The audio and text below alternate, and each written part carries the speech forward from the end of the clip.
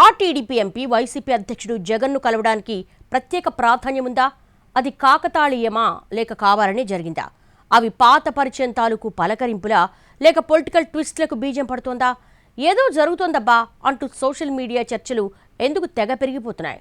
ఎవరా ఎంపీ? జగన్ను ఎక్కడ ఎందుకు కలిశారు? తెలుగు వారి number 1 choice Telugu Matrimony. Telugu వారి number 1 choice Telugu Matrimony. Ongole TDP MP Magunta శ్రీనివాసులరెడ్డికి సంబంధించి పెద్దగా వివాదాలు ఏమీ లేవు. 3 దశాబ్దాల పొలిటికల్ లైఫ్ లో ఆయన ఎవరిని గట్టిగా అన్నదలేదు, అనిపించుకున్నదే లేదు. కానీ ఈ మధ్య కాలంలో మాత్రం చేస్తున్న పనులు, మాట్లాడుతున్న మాటలు హాట్ టాపిక్ అవుతున్నాయి. ఈ క్రమంలోనే తాజాగా చెన్నైలో ఓ వివాహ వేడుకలో మాజీ సీఎం జగన్ తో కలివిడిగా మాట్లాడటం ప్రాధాన్యత సంతరించుకుంది. జగన్ తో ఏర్పడిన గ్యాప్ కారణంగా వైసీపీ నుంచి టీడీపీలోకి వెళ్లిన మాగుంట ఈ పెళ్లి వేడుకలో జగన్ ని ఆప్యాయంగా పలకరించడం సోషల్ మీడియా సబ్జెక్ట్ అయిపోయింది.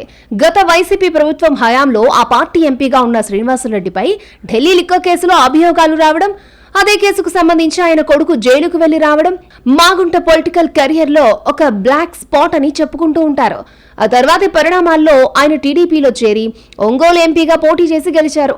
గత ఎన్నికల్లో తన కుమారుడు రాఘవరెడ్డిని ఎంపీగా పోటీ చేయించాలని శతవిధాలా ప్రయత్నించినా సాధ్యపడలేదు.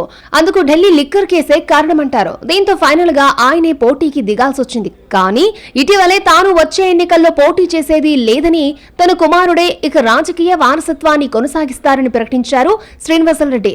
అదంతా ఒక ఎత్తైతే తాజాగా చెన్నైలో జరిగిన వైఎస్ సునీల్ రెడ్డి కుమారుడు సాహిల్ వివాహ వేడుకకు హాజరవ్వడం, అక్కడే జగన్ ని కలవడం, ఇద్దరు ఆప్యాయంగా పలకరించుకోవడం పొలిటికల్ హాట్ టాపిక్ అయిందే. ఇది పలకరింపులకే పరిమితమా లేక అంతకు మించా అన్న చర్చలు నడుస్తున్నాయి. పాత పరిచయం ఉన్న ఇద్దరు ఒక కార్యక్రమంలో కలుసుకున్నప్పుడు పలకరించుకోవడం, మాట్లాడుకోవడం మామూలే. కానీ ఈ పలకరింపుల్లో మాత్రం ఇంకేదో ధ్వనిస్తోంది. లాంగ్వేజ్, బాడీ లాంగ్వేజ్ రొటీన్ కి భిన్నంగా కనిపిస్తున్నాయంటూ సోషల్ మీడియాలో తెగ విశ్లేషణ చేస్తున్నారు. 2019లో వైసీపీ తరపున ఒంగోలు ఎంపీగా పోటీ చేసి గెలిచిన మాగుంటకు 2 లక్షలకు పైగా భారీ మెజారిటీ దక్కిందే. మొదట్లో అంతా బాగానే ఉన్నా తెలంగాణ సీఎంగా రేవంత్ రెడ్డి ఎన్నికైనప్పుడు మాగుంట స్వయంగా వెళ్లి అభినందనలు చెప్పొచ్చారు. ఆ పరిణామం వైసీపీ వర్గాలకు ఆగ్రహం తెప్పించిందన్న ప్రచారం నడిచిందే. ఇక అప్పటి నుంచి అధిష్టానంతో గ్యాప్ పెరిగిందన్న వాదనలు ఉన్నాయి. ఇక మాగుంటకు వైసీపీ టికెట్ నిరాకరించడం, 2024 ఎన్నికలకు ముందు ఆయన టీడీపీలోకి వెళ్లి పోటీ చేసి గెలవడం తదనంతర పరిణామాలు. జగన్ తో గ్యాప్ రావడానికి ఢిల్లీ లిక్కర్ కేసు ఒక కారణమైతే, పార్టీకి సమాచారం ఇవ్వకుండా తెలంగాణ సీఎం రేవంత్ ను కలవడం మరొక కారణమని చెప్పుకుంటారు. ఈ పరిస్థితుల్లో ఇప్పుడు వైఎస్ జగన్ సోదరుడు సునీల్ రెడ్డి కుమారుడు వివాహ వేడుకలో ఇద్దరూ కలవడం, ఆప్యాయంగా పలకరించుకోవడం సోషల్ మీడియాలో చర్చనీయాంశమైంది. ఈ భేటీకి ప్రత్యేకంగా రాజకీయ ప్రాధాన్యత ఏదీ లేకున్నా తిరిగి జగన్ తో టచ్ లోకి వెళ్లేందుకు సందర్భం దొరికిందంటూ సోషల్ మీడియా చర్చలు జరుగుతున్నాయి.